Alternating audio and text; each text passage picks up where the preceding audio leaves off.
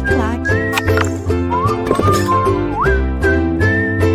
Fala galera, continuando aqui a brincadeira, já vimos as 5 primeiras classes gramaticais, o substantivo, que é responsável pelo nome, ou seja, nomeia os seres e as coisas, mas tem uma função muito mais importante, ele sempre é um termo determinado, ou seja, vai funcionar como núcleo das estruturas. Nós falamos sobre o adjetivo, que é responsável por indicar uma característica, e vimos que ele só possui 2 funções sintáticas, ou é um adjunto adnominal ou é um predicativo. Vimos o numeral, que é responsável por ordem, quantidade, fração, é galho fraco, não tem por que perder tempo com ele. Vimos o artigo, que é um camarada importante, flexiona em gênero e número. Aí é importante até salientar que dentro dessa perspectiva de gênero e número, existem os coringas. O coringa do gênero é o masculino e o coringa do número é o singular. O que isso no fim das contas significa? Que na hora em que você ficar na dúvida se uma palavra é variável ou invariável, você vai pensar nisso. Então, se a palavra só pode ficar no masculino e só pode ficar no singular, significa que ela é invariável. A partir do momento em que você consiga jogar para o feminino ou para o plural, ela já se torna variável. Isso vai ser relevante. Mais à frente a gente vai usar. E a gente viu o pronome e viu que ele serve para acompanhar ou substituir. E isso tem nome. Ele serve para acompanhar o substantivo e quando ele acompanha o substantivo ele vai ser um pronome adjetivo. Quando ele substitui o substantivo ele vai ser um pronome substantivo. Era só isso que a gente precisava nesse primeiro momento. Agora a gente vai pensar no verbo.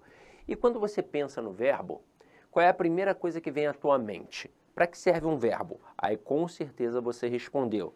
Ele serve para indicar ação. Mas ele não indica apenas ação. Ele também indica o quê? Estado. Mas ele não indica apenas ação-estado, ele também é responsável para indicar fenômenos da natureza. Agora, o verbo, ele é muito importante por isso? Não. Não é só porque indica ação, estado e fenômeno, não. Até porque não basta indicar ação, estado, ação e fenômeno para ser um verbo. Para ser um verbo, além de indicar ação, estado e fenômeno, tem que ser de acordo com a perspectiva temporal. Como assim, Sidney? Eu não entendi essa. Tem que indicar, na verdade, passado, presente e futuro. É isso mesmo. Então, se não tiver, não vai ser verbo. Imagina só o seguinte, ação. Eu digo, a filmagem da aula ficou perfeita. A palavra filmagem, ela não é um verbo, mas ela tem força de verbo, porque ela indica o ato de filmar, então está indicando a ação. E nem por isso foi verbo, é um substantivo. Se eu disser, os alunos do LAC são estudiosos, estudiosos é um estado, mas nem por isso é um verbo, é um adjetivo. Se eu disser, a chuva caiu forte ontem, a palavra chuva indica um fenômeno da natureza, mas nem por isso foi verbo, é um substantivo. Porque para ser verbo, além de indicar ação, estado e fenômeno, tem que ser de acordo com a perspectiva temporal. Tem que indicar que é passado, presente ou futuro. Mas ele não é só importante por isso. Na verdade, ele é mega importante porque ele é responsável por um processo. Que processo é esse? O processo do sistema SVC, que é o principal sistema linguístico que a gente tem na língua portuguesa, em que eu tenho o sujeito, o verbo e o complemento. E ele, o verbo, é o principal elemento, é ele que me diz quem é o sujeito, é ele que me diz quem é o complemento, é ele que me diz quem é ele próprio. Portanto, é o verbo que me dá todos os termos da oração. É a partir do verbo que a gente começa a análise sintática. Sem o verbo não tem análise sintática. Ué, mas quem é o sujeito? Tem verbo? Não. Então não tem sujeito. Ué, mas quem é o objeto direto? Tem verbo? Não. Então não tem objeto direto. É só uma frase nominal. Para ter análise sintática, para dizer quem é sujeito, quem é objeto, esse tipo de coisa, tem que ter o verbo. E o momento dele mega importante vai chegar quando a gente começar a trabalhar a transitividade. A transitividade é o pontapé inicial para tudo aquilo que a gente pensa em análise sintática, tá? Mas por hora eu quero saber apenas da função morfológica. Por isso, eu quero saber sobre as desinências verbais. E aí, quando a gente pensa em desinências verbais, nós temos a desinência modo temporal e a desinência número pessoal. Por isso que o verbo é a classe mais variável de todas, porque varia em número, pessoa, modo e tempo. Em relação a número e pessoa é tranquilo. Quando a gente fala em número, a gente está falando em singular e plural. E quando fala em pessoa, fala das pessoas do discurso, que eu já até mencionei para vocês. Quem fala com quem se fala, de quem se fala. Só que tem primeira, segunda e terceira do singular, primeira, segunda e terceira do plural. Só que isso daqui é mole, você já domina, ó. Quem é a primeira do singular? Eu. Quem é a segunda? Tu. Quem é a terceira? Ele ou ela.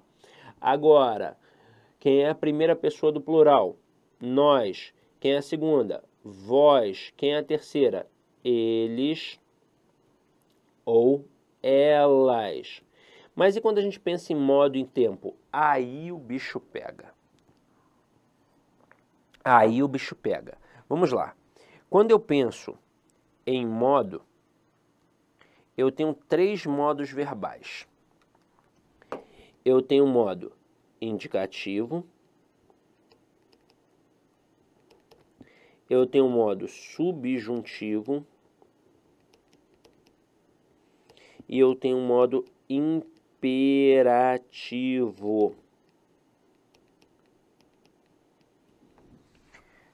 Para que serve o modo verbal? Para indicar a atitude que existe naquela frase. E, por sorte, os nomes dos modos facilitam a nossa vida. Para que serve um modo indicativo? Serve para indicar um fato, aquilo que é certo, aquilo que é real. Então, o modo indicativo trabalha uma atitude realista. E o modo subjuntivo? Ele trabalha numa contrapartida em relação ao indicativo. Se o indicativo mostra aquilo que é certo, o subjuntivo mostra aquilo que é incerto. Se o indicativo mostra aquilo que é um fato, o subjuntivo mostra aquilo que é uma possibilidade. Portanto, o subjuntivo trabalha no campo das hipóteses. Indica uma atitude hipotética. E o modo imperativo? A palavra imperativo vem de imperador. O que o imperador faz? Ele ordena, ele manda, então indica ordem. Como é que isso funciona na prática? Muito simples.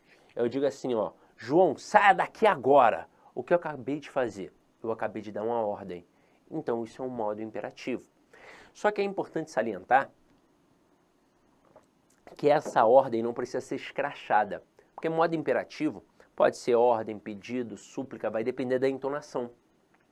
Então, se eu falar assim, ó, João, vamos almoçar agora porque eu estou morrendo de fome. Vamos almoçar.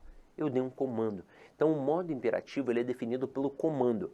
O emissor emite um comando esperando, obviamente, que o interlocutor execute esse comando dado. Isso é modo imperativo. Se tem algum comando esperando que o receptor execute esse comando, eu tenho um modo imperativo. Se não existir este comando, aí eu vou ficar na dúvida se é modo indicativo ou se é modo subjuntivo. Então vamos lá. Se eu disser assim, ó, o João quebrou o braço da cadeira. Eu dei alguma ordem? Eu falei, ó, João quebra o braço da cadeira. Não, não dei. Então se eu não dei ordem, não é imperativo. E aí eu estou dizendo que o João quebrou o braço da cadeira. Isso é um fato ou é uma possibilidade? Isso é um fato. Então eu tenho um modo indicativo. Agora se fosse assim, ó, João talvez soubesse as respostas do teste. Ele sabe? Não, talvez soubesse. Então é uma possibilidade, portanto é um modo subjuntivo.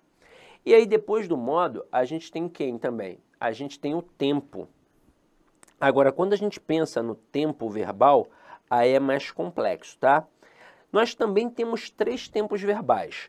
Nós temos o tempo pretérito, que é o passado. Nós temos o presente. E nós temos o futuro. Ué, Sidney, mas por que é mais difícil? Porque eles se ramificam, coisa que não acontece com o modo. O presente, obviamente, não se ramifica porque ele é pontual, ele está acontecendo, mas o futuro se ramifica. Eu tenho o futuro do presente e eu tenho o futuro do pretérito.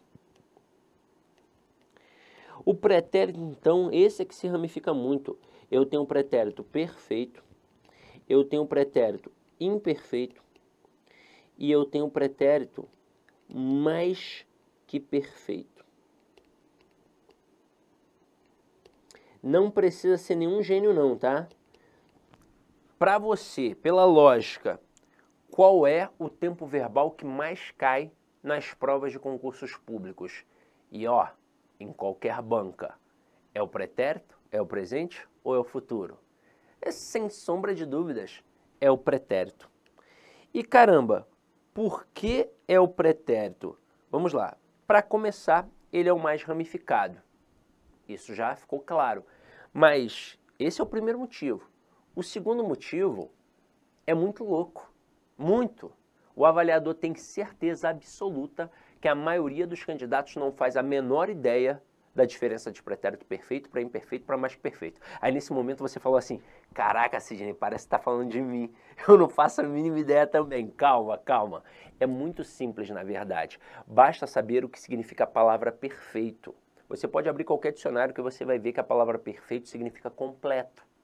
Então, por exemplo, quando um médico entrega, na hora do nascimento, claro, o filho nas mãos da mãe e diz assim, ó, seu filho nasceu perfeito, o que ele quis dizer com aquilo? Ele quis dizer que aquela criança é completa, que ela tem bracinho, perninha, boquinha, orelhinha, ela tem tudo, tudo.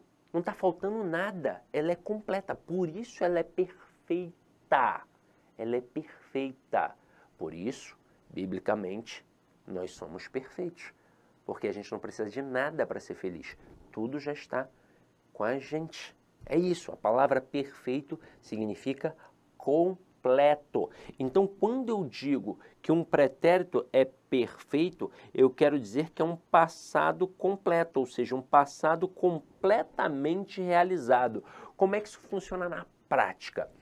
Você me pergunta assim, Sidney, o que você fez ontem? Aí eu digo, ontem eu joguei bola. Joguei bola é passado, não é passado? E não já acabou? Já acabou. Então, um passado completamente realizado. Portanto, um pretérito perfeito.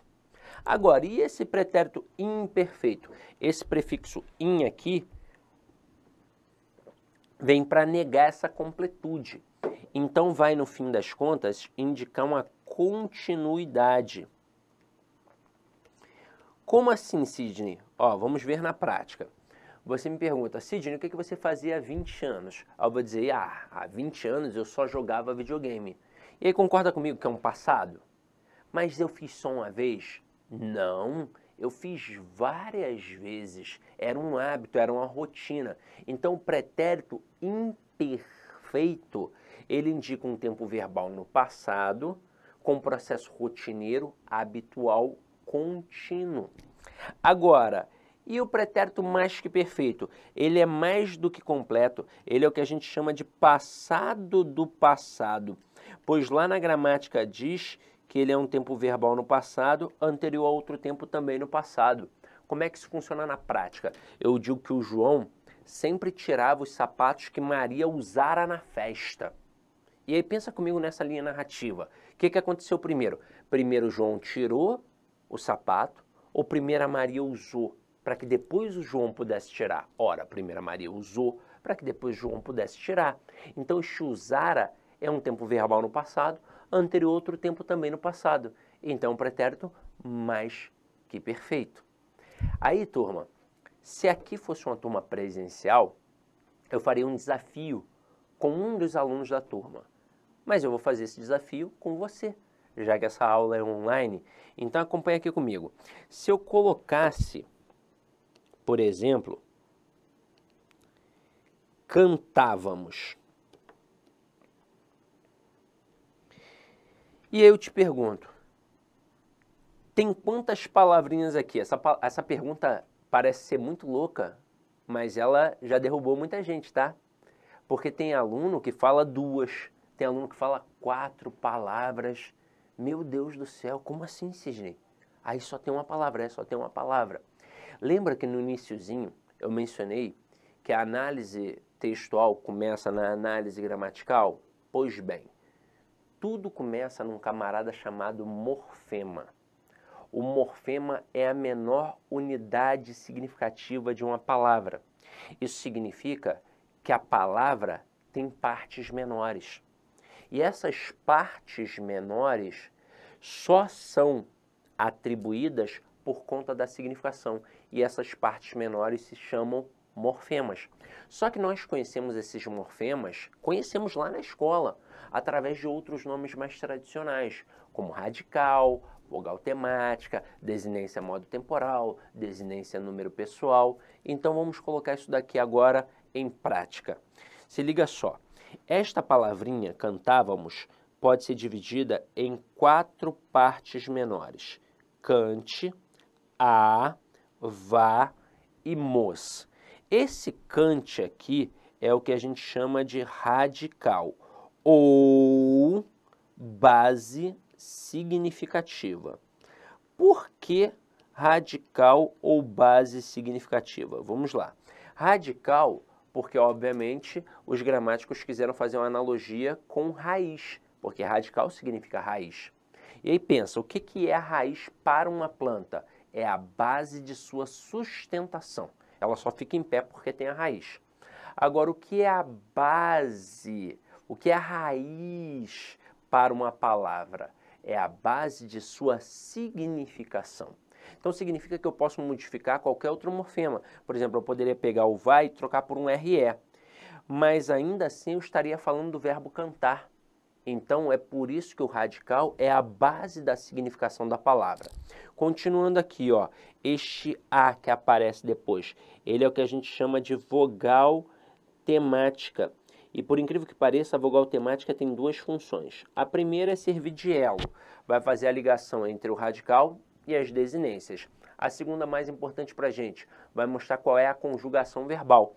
E na língua portuguesa nós temos 3 conjugações verbais. Nós temos verbos terminados em AR, primeira conjugação, ER, segunda conjugação e ER, terceira conjugação. Antigamente era só assim, só que a língua portuguesa foi evoluindo.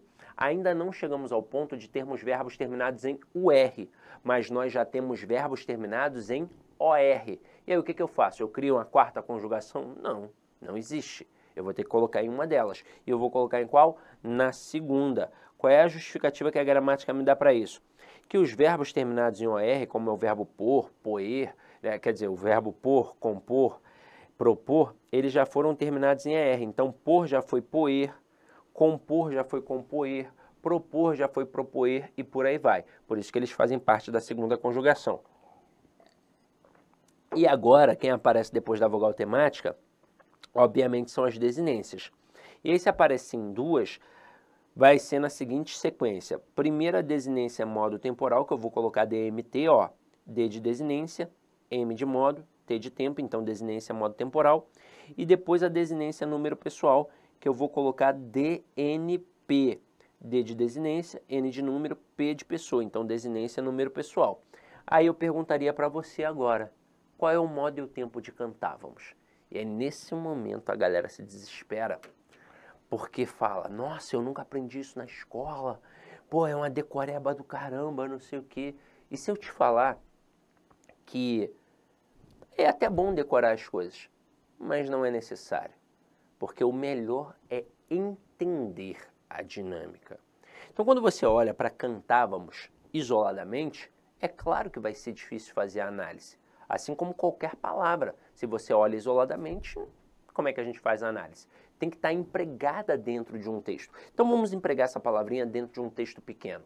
Eu poderia ou não poderia dizer assim, ó, Pedro, João e eu cantávamos no coral da igreja? É claro que eu poderia.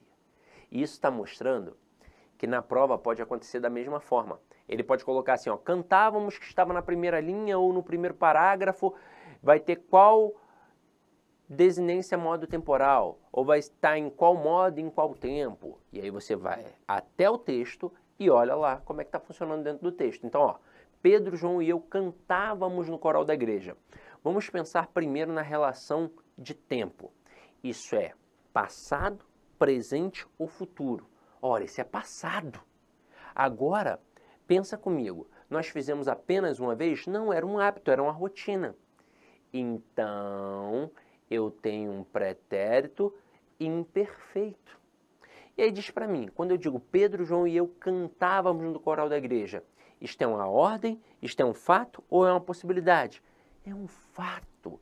Então aqui, ó, eu tenho o que a gente chama de pretérito imperfeito do indicativo. Que detalhe, não coloquei aqui à toa. É o camaradinha que mais cai nas provas de concursos públicos. E agora a sequência ficou fácil. Desinência número pessoal. Quando eu digo cantávamos no coral da igreja, quem é que está cantando? Nós. Opa! Então se eu identifiquei o nós é quem? É primeira pessoa do plural. Então tá vendo como não é um bicho de 7 cabeças?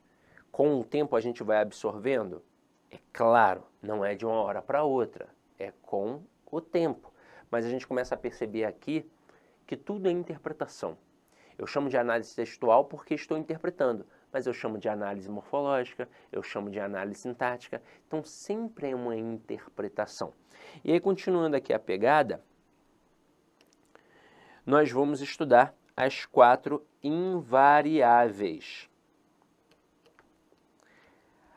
Aí eu vou colocar aqui uma sigla para gente decorar, IPCA, tá? No passado, quando eu era mais jovem, eu colocava outra sigla, mas hoje eu sou um homem muito sério, então vamos trabalhar assim, ó, IPCA, importante para concurso abençoado, tá? Aí olha o que a gente tem aqui. A gente tem interjeição, preposição, conjunção e advérbio. Aí, turma, nós devemos saber para que serve cada uma dessas classes aqui. Interjeição serve para quê? Serve para expressar sentimentos. Quaisquer tipos de sentimentos. As interjeições mais famosas, ó, a, ai, ui, por aí vai. Então a verdade é que isso aqui é galho fraco em concurso, mas algumas coisas precisam ser ditas. A interjeição sempre vai expressar um sentimento e ela sempre estará acompanhada de um ponto de exclamação. Como é que isso pode cair em prova? Eu coloco assim, ó, Maria cortava legumes para fazer uma maionese, quando de repente deu um talo em seu dedo e gritou, ai! Que tipo de sentimento Maria externalizou? Ora, sentimento de dor. Então, o contexto sempre vai permitir você saber qual é o sentimento internalizado. Não há motivo para se preocupar com isso. Agora, na sequência, as outras classes são mega importantes. Então, vamos lá. Ó. Quando a gente pensa em preposição, vamos lá. Ó. Quando a gente pensa em preposição, deixa eu colocar aqui para vocês. Ó.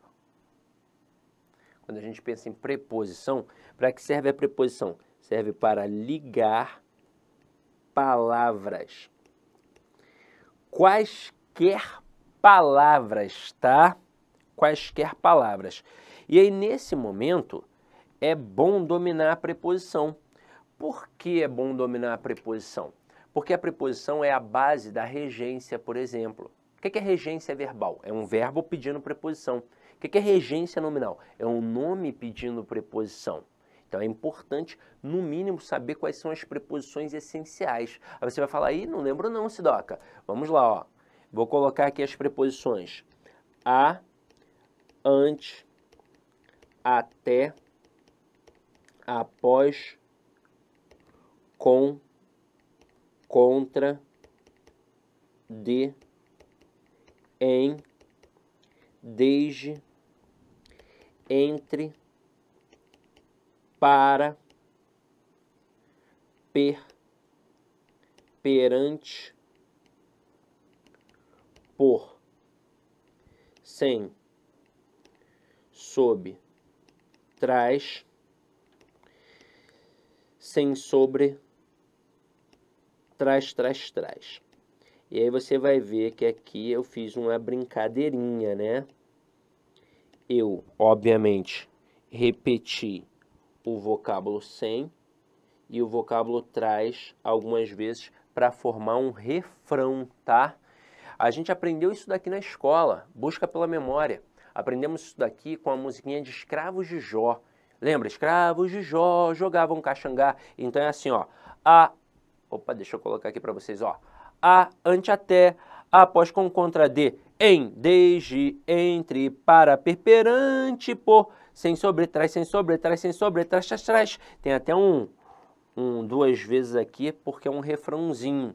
Galera, se você fizer isso, você vai decorar. 2, 3 vezes, se você tem um filho, um sobrinho, canta para ele, brinca com ele, vai fazer o teu filho, o teu sobrinho aprender e você ainda vai massificar também. Tá rolando um churrasco de família, eu quero cantar a musiquinha aí. Canta essa parada aqui, porque você tem que decorar essas preposições por motivos óbvios. Olha o que eu já vi, muita gente perguntando sobre a preposição perante. Sidney, a palavra perante pede crase, não é? Pede a preposição a. Não, a palavra perante já é uma preposição. Então, quando eu digo fiquei perante a menina, troca a menina por menino. Fiquei perante o menino. Então, o a que aparece depois de perante não é uma preposição, é um artigo, porque a preposição já é o perante. Agora, uma coisa a gente tem que falar aqui. Quando a gente pensa, por exemplo, em coesão textual, tem uma coesão chamada coesão sequencial, que é a sequência das ideias empregadas dentro de um texto. Dentro de um texto. E aí os principais elementos são a preposição e a conjunção. Só que a conjunção é muito mais forte, porque a conjunção possui valor semântico nela em si. Um porém sempre vai ser uma adversativa, mas a preposição não.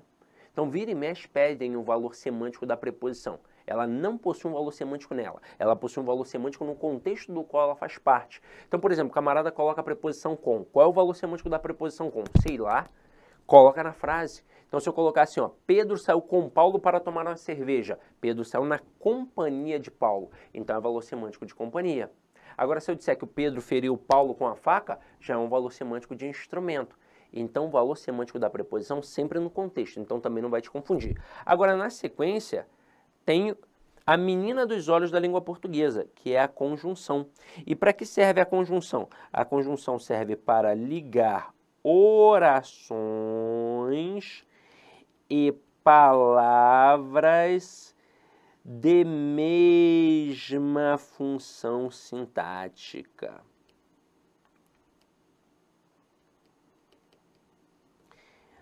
Aí, neste momento, nós temos um universo muito maior, tá? Quando a gente pensa, por exemplo, em conjunção, tem que decorar a conjunção. Não tem para onde fugir não, tá? Quando nós chegarmos à etapa das orações coordenadas e das orações subordinadas adverbiais, eu vou trabalhar bem esse conceito da conjunção com vocês, tá? Vou trabalhar bem. Mas de cara eu já quero deixar um trabalho para casa. Não tem como você decorar a conjunção de uma hora para outra. Nós temos 5 conjunções coordenativas e 9 conjunções subordinativas adverbiais. Aí você vai falar assim, ó, é fácil, são 14, decorei a preposição que são 18. Não, não são 14 conjunções, são 14 valores semânticos. Dentro de cada valor semântico nós temos diversas conjunções. Pega a adversativa, por exemplo, mais, porém, todavia, entretanto, contudo, no entanto, não obstante. Então estou, na verdade, falando de mais de 100 elementos. Para ser mais preciso, mais específico, em torno de 120 conjunções. E ninguém grava 120 conjunções de uma hora para outra. É por isso que você tem que sim fazer uma dinâmica. O que você vai fazer? Você vai pegar 2 folhinhas de cartolina, em uma você vai colocar as 5 conjunções coordenativas e na outra você vai colocar as 9 conjunções subordinativas adverbiais. Por que eu não citei a conjunção integrante? Porque a conjunção subordinativa integrante, ela não tem valor semântico. Então aqui só nos importa as que possuem valor semântico. Então as 5 coordenativas e as 9 subordinativas adverbiais. E não é imprimir e colar não, é copiar. Está mais do que provado que o processo de aquisição do conhecimento está diretamente ligado ao processo de escrita.